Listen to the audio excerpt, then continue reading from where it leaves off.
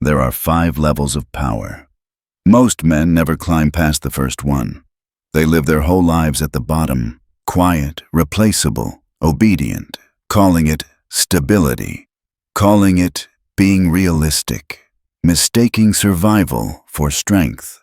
But the men who reach the final level become something else entirely. They're not kings. They're not the rulers you see on posters. They're the architects of rulers. Their names don't trend. Their faces aren't framed. And yet their decisions echo through entire countries. They move nations like chess pieces and leave no fingerprints behind. So, let me be clear. This isn't a motivational story. This is a manual, cold, direct, and uncomfortable. And it starts where most lives end without even realizing it. Level 1. The powerless. Here's what makes the powerless man so dangerous to himself. He doesn't know he's powerless. That's the brilliance of the system.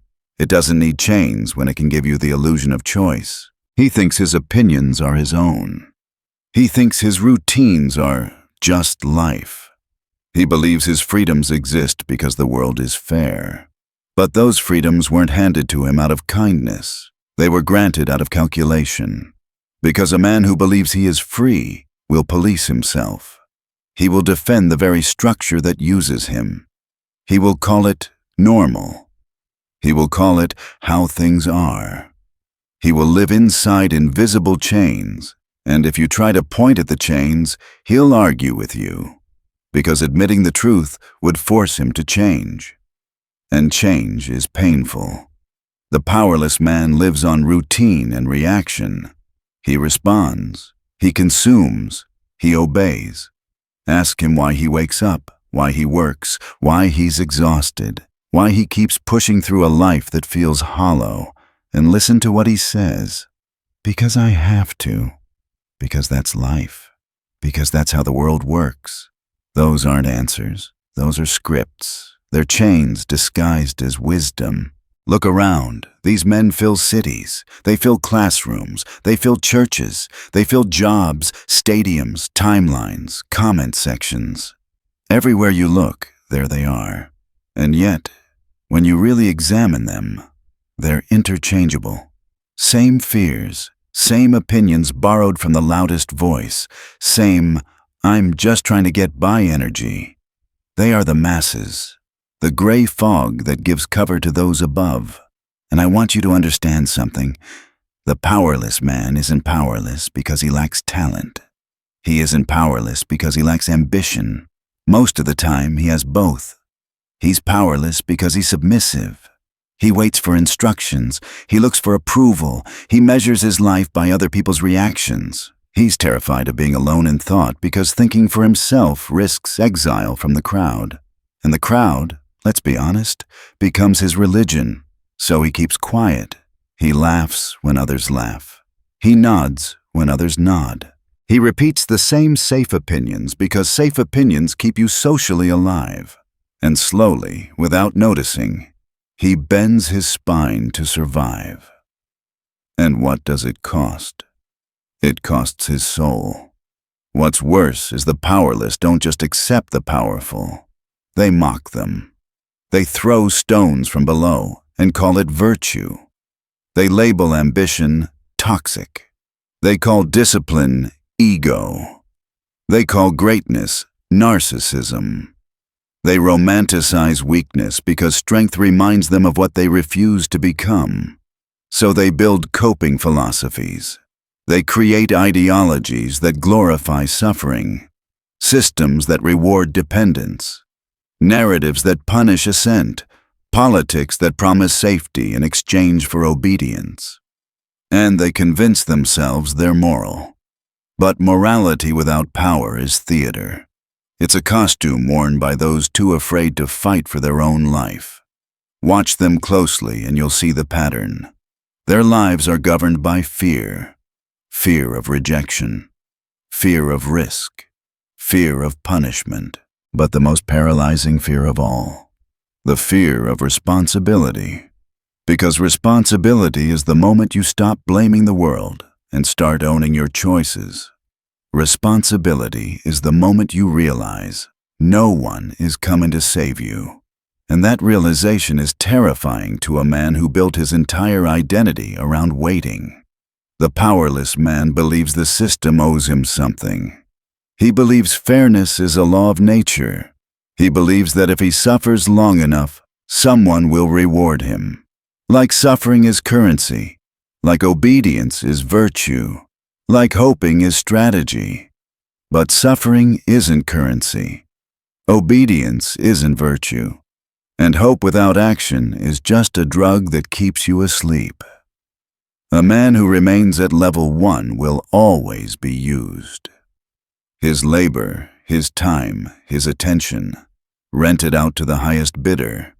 He becomes a vessel, a mule, a body placed inside the machine. And when that body breaks, it's replaced without ceremony. No history books remember him. No monuments are built for his sacrifice. He lived quietly. He died quietly. And the world moved on without noticing. Now let me ask you something. Not as a viewer, not as a listener, not as someone watching this for entertainment. As a man, where are you on this ladder? Don't answer with what you wish was true. Don't answer with your ego. Be honest. Are you living reactively? Do you wait for someone to tell you what matters? Do you scroll, nod, agree, follow? Are you hoping life gets better because you've suffered enough? Here's the trap. Powerless men don't always feel weak. They feel numb. They feel tired. They mistake exhaustion for hard work. They call busyness progress. But progress without power is just movement in a circle, like a horse on a carousel. Round and round, never forward. If you see yourself here, I'm not shaming you. There's no shame in waking up, but there is danger in staying asleep. Because men who stay at level 1 don't just lose the game. They never realize a game was being played. They confuse endurance with intelligence. They believe surviving makes them wise.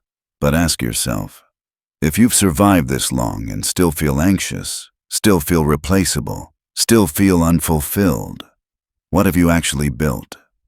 Survival is not success. Endurance is not purpose. And obedience is not nobility. So here's the shift. Level 1 is not your prison. It's your invitation. Because beyond it are the minds who enforce, manipulate, command, and vanish. But to rise, you have to stop lying to yourself about where you are. Power begins with clarity, and clarity begins with pain. Because the moment you truly see your position, you can't unsee it. The moment a powerless man becomes aware of his powerlessness, he stands at a crossroads. Remain numb or awaken. And if he chooses to awaken, he steps into level 2. Level 2, the enforcer. This is where most men taste power for the first time. It might be physical strength. It might be financial stability. It might be social rank. It might be authority in a job, a uniform, a title, a role. But listen carefully. Strength without strategy is just elegant servitude. The enforcer is no longer asleep, but he still serves. He carries out orders. He keeps the system intact. He may rise in rank, but not in sovereignty. And the most dangerous part? He believes this is the peak. Because level 2 feels like dominance. And that illusion is exactly what keeps him trapped. Level 2 is seductive. That's why so many men get stuck here for life. The enforcer wears the uniform. He carries the badge. He manages people. He gives commands. He feels respected. When he walks into a room, others straighten up. They listen. They comply. And for the first time in his life, he feels powerful. But look closer. His power is borrowed. It does not belong to him. It is leased. It is granted conditionally. He is allowed to wield it only as long as he obeys the structure above him. The moment he deviates, hesitates, or questions too deeply, that power disappears. The enforcer is strong, but leashed. Impressive, but replaceable. Respected, but never sovereign. This is why so many soldiers, managers, officers, supervisors, and foremen live in quiet torment. They are depended on, but never in control. Trusted to execute, never trusted to decide. Praised for loyalty, punished for independent thought. They are told they are essential, yet treated as disposable. And here's the cruel paradox. Systems cannot function without enforcers. They are the backbone. They are the muscle. They are the visible hand of authority. But because they are necessary, they are never allowed to be free. The higher powers rely on their predictability, their discipline, their willingness to suppress their own ambition in exchange for status. And the enforcer accepts this deal, often without realizing what he's giving up. He trades independence for recognition. He gets structure, but loses vision. He gets authority, but not authorship. He gets rules to enforce, but none to write. And so many men build entire identities around dominance routines, not because they want to lead, but because they want to feel powerful. They control their households with fear. They bark orders at subordinates. They obsess over rules, punishments, and hierarchy. But all of it is a mask hiding a truth they don't want to face. Someone else writes their orders. You see them everywhere. The middle manager who polices others with pride but has no say in strategy. The officer who enforces laws he privately questions. The father who imitates discipline but secretly fears his own irrelevance. The enforcer clings to duty because duty gives him a script. It tells him who he is and what he's worth. He's afraid of silence because in silence, doubts creep in. He's afraid of reflection because reflection reveals how much freedom he traded for structure. So he stays busy. He stays loud. He stays rigid. He guards the gate but never asks who built the gate or why. He breaks the backs of others to uphold rules he didn't design. And when the higher powers change direction, he must smile and comply, even if it contradicts everything he once stood for, because that is the cost of borrowed power. When power is not yours, it can always be revoked. And yet, there is a moment, rare, uncomfortable, and sacred, when the enforcer begins to crack. That moment is called disillusionment. It's when the respect he worked so hard to earn starts to feel hollow, when the promotions don't satisfy, when the applause fades too quickly, when the title no longer silences the question echoing in his mind. Is this it? That question is dangerous, because only a man who has tasted power and lost respect for it can ascend. Only a man who has felt control but realized he was still being controlled will find the courage to step out of line. And stepping out of line is the birth of freedom. But make no mistake, this path is not heroic. It is not praised. The moment the enforcer questions the system, he becomes a threat. The same hands that applauded him now point in accusation. He is called disloyal, arrogant, unstable, dangerous. And so most enforcers retreat. They suppress the questions. They silence their own thoughts. They choose the salary, the rank, the safety. They stay. But deep down, they know. They know they traded truth for title. They know they became strong machines. Powerful yet controlled, commanding yet replaceable, valuable yet disposable. The enforcer is not weak. He is boxed. And the box is built so elegantly that most never try to escape. They decorate it. They praise it. They build careers, families, and entire identities inside it. But if you want real power, the kind that's felt in silence, the kind that bends reality without shouting, Level 2 is not where you stop. It's where you begin to see. You start seeing the structure, the strings, the unseen hands that never appear but leave fingerprints on everything. And if you have the courage to question, if the applause feels empty, if you're starting to realize that obedience and power are not the same thing, then you're ready. Ready for the level the enforcer fears most. Because the next level cannot be ordered. It doesn't wear uniforms. It doesn't follow rules. It doesn't ask permission. It lives in shadows and commands in whispers.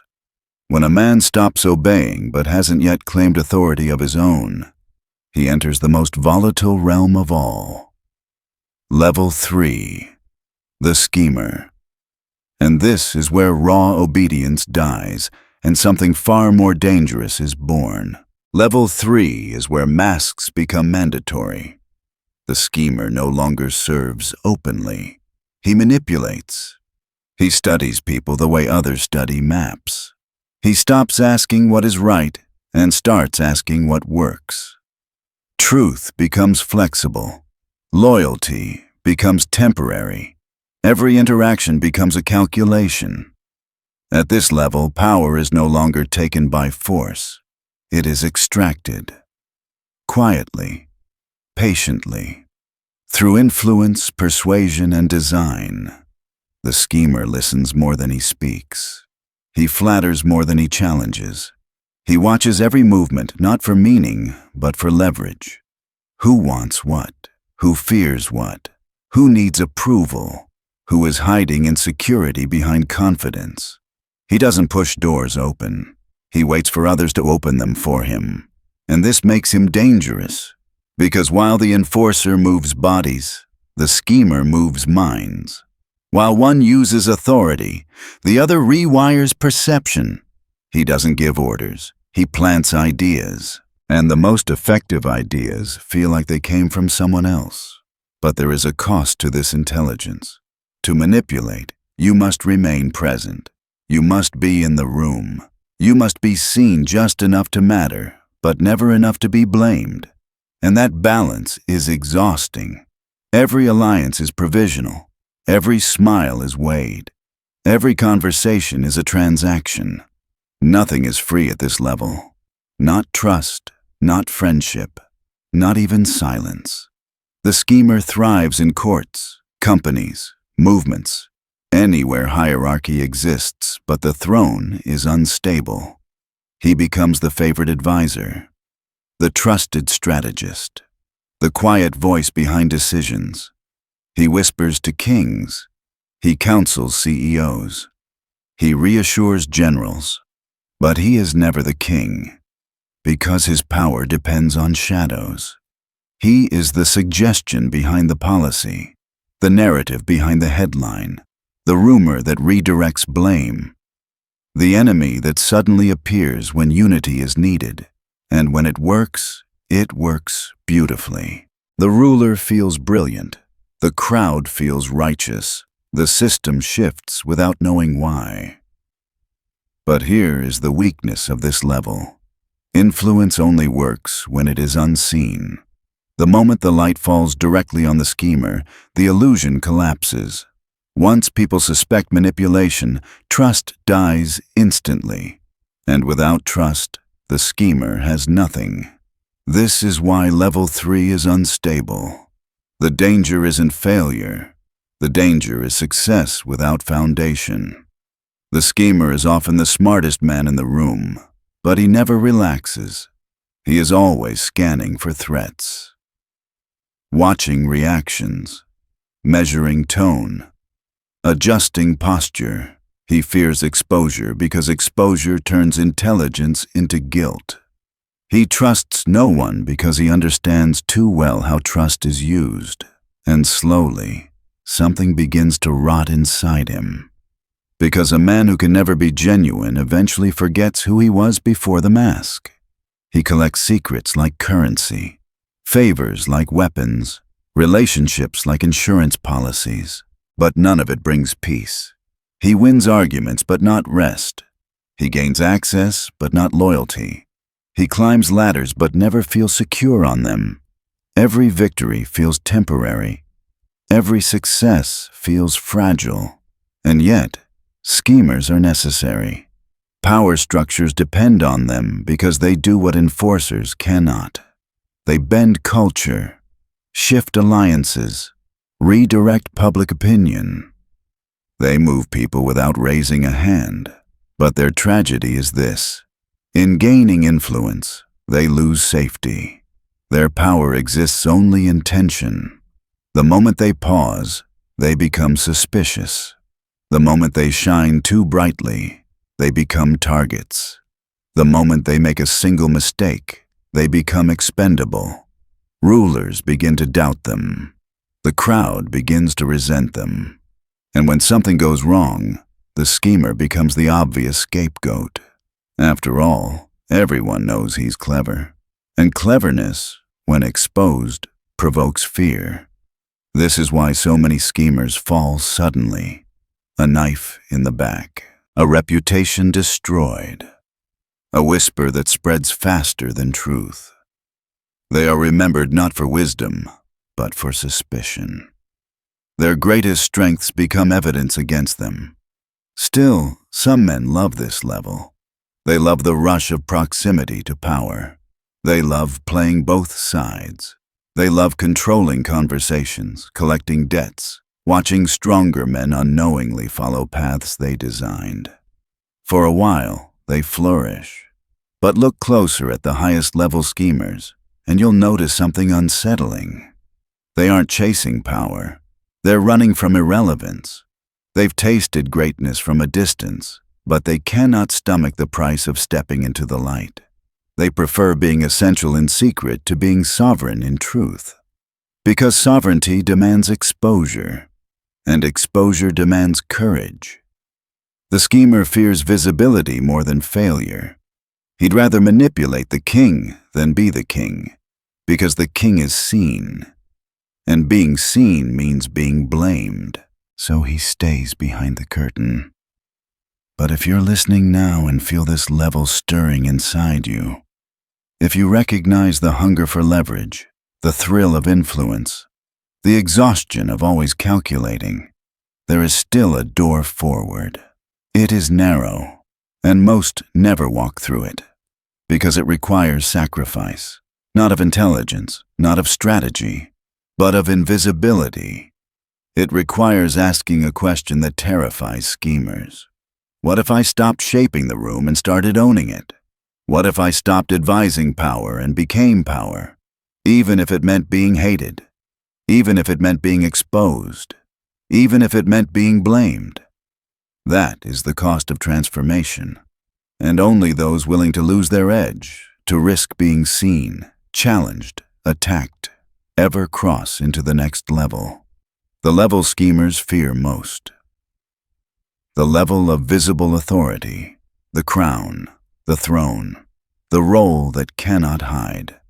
Those who endure this step command more than whispers. They command worlds. And stepping from manipulation into command is like stepping into fire, because the schemer hides behind influence, but the ruler stands alone in full view of the world. And that is level 4. Level 4 is exposure. No more masks, no more whispers, no more plausible deniability. The ruler does not hint, he declares. He does not suggest, he decides. His words carry consequence the moment they leave his mouth. And the moment he steps into this role, he is marked. For admiration, for envy, for destruction. Because when you wear the crown, the knives are no longer hidden. They come smiling. They come applauding. They come disguised as advisors, allies, lovers, and friends, waiting patiently for the moment you slip. This is what schemers fear: visibility. The ruler has what the schemer avoids, and he pays for it with what the schemer values most: safety.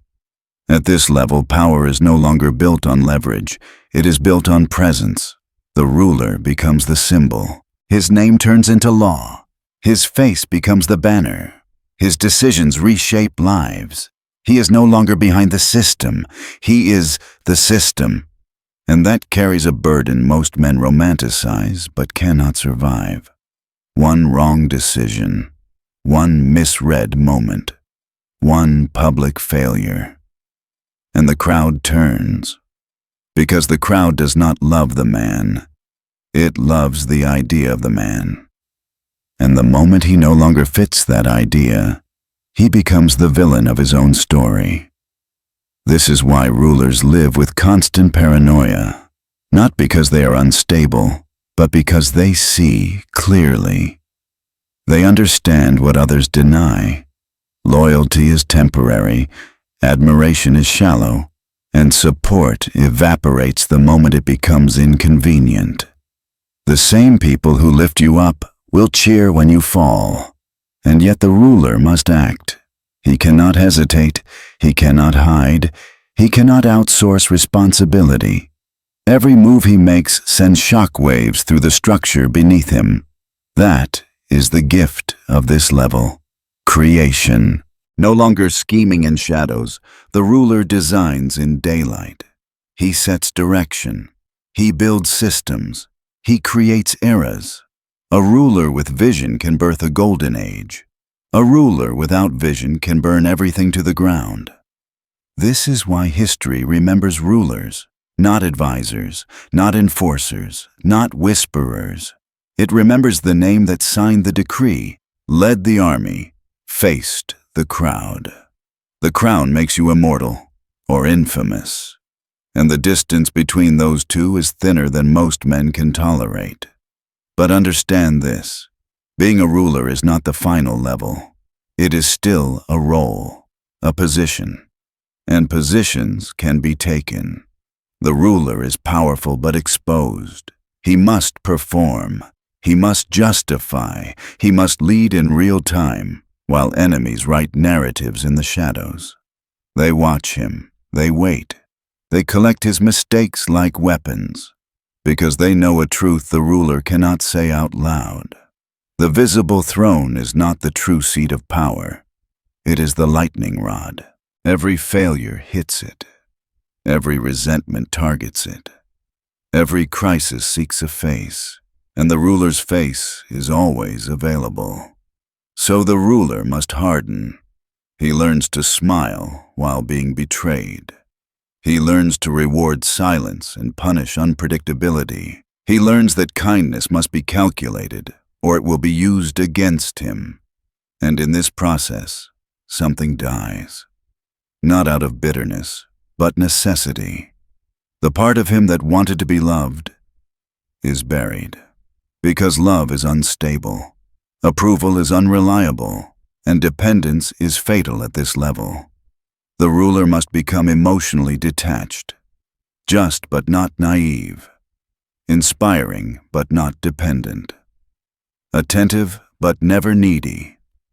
If he fails to master this paradox, he becomes a puppet, a symbol moved by hands he cannot see. Still, this is the level most men fantasize about. The glory, the admiration, the applause. They want to be seen, heard, crowned, but they have no idea what it costs. They envy the throne until they feel how heavy it is, how lonely, how merciless. Every word is measured, every alliance is conditional, every display of strength invites a test. So most men dream of ruling but flinch at responsibility. They want sovereignty without burden, authority without accountability, and that desire alone disqualifies them. But if you are already here, if you know what it's like to command, to decide, to carry consequences, if you feel the isolation of the top and haven't broken beneath it, then you are close, closer than most will ever get. Because beyond the throne, beyond visibility, exists a final level, one that does not wear crowns, one that does not speak publicly, one that does not stand in the spotlight. It bends rulers without appearing. It controls systems without owning them. And it is feared by every man who sits on a visible throne. The final level is not for those who seek admiration. It is for those who seek permanence. The most powerful man in the room is never in the room. And that is where this path truly ends and truly begins. Level 5 does not wear a crown. It does not sit on a throne. It does not give speeches. It does not issue orders in public. It is invisible, and it bends every level beneath it without ever stepping into the light. This is the final form of power. The puppet master is not the king. He is the reason kings exist. His influence is not announced, it is assumed. His control is not enforced. It is chosen by others who believe they are acting freely. He does not raise his voice, yet men will destroy their reputations, careers, even lives carrying out outcomes he designed. He does not appear in portraits, yet entire regimes shift to accommodate his interests. His power is not seen. It is felt. It lives inside decisions people swear were their own. It moves through laws others believe they authored. It echoes through systems long after the individuals involved are gone. This level is built on one principle above all others: disassociation. Control without ownership. Authorship without signature. Rule without exposure. The puppet master does not command directly. He engineers environments where the right choice is already decided, where incentives guide behavior, where resistance feels irrational, where rebellion seems pointless or even self-destructive. To understand this level, you must abandon ego. The puppet master does not crave applause. In fact, recognition is his greatest threat. A name can be targeted, a face can be attacked, a role can be stripped. But a force, a myth, a presence that cannot be proven, that is untouchable. His fingerprints are everywhere, yet no one can definitively point to him.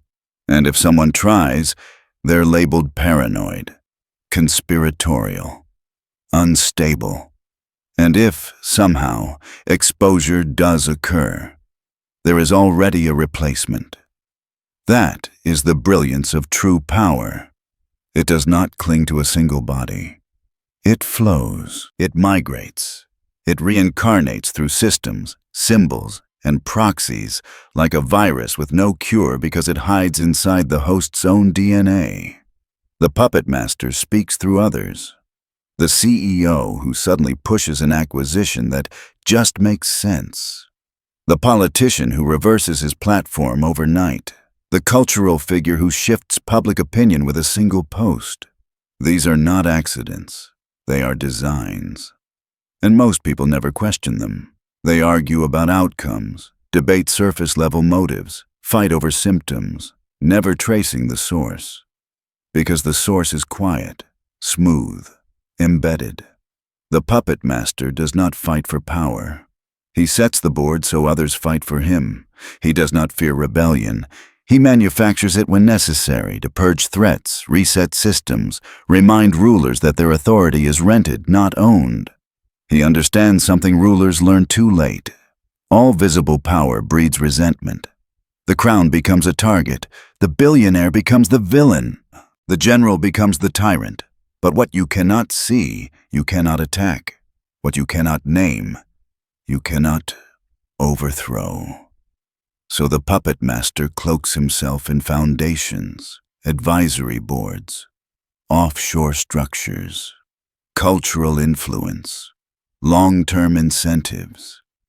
He funds both sides. He supports rivals. He whispers to kings, and then offers sanctuary to their enemies. He plays generational games, while others chase quarterly profits, election cycles, trending narratives. He thinks in decades, in lifetimes, in eras. But understand this clearly. Not every schemer becomes a puppet master. Not every ruler can disappear. This level requires one final death, the death of identity. The puppet master has no fixed face, no permanent allegiance, no ideology that traps him. He is adaptable because he does not belong. He is trusted by all and owned by none. Relationships become transactional. Loyalty becomes temporary. Even self-image must remain fluid. Pride is too expensive here. Only outcomes matter. This is the coldest, purest form of power. To influence without needing credit. To control without being acknowledged.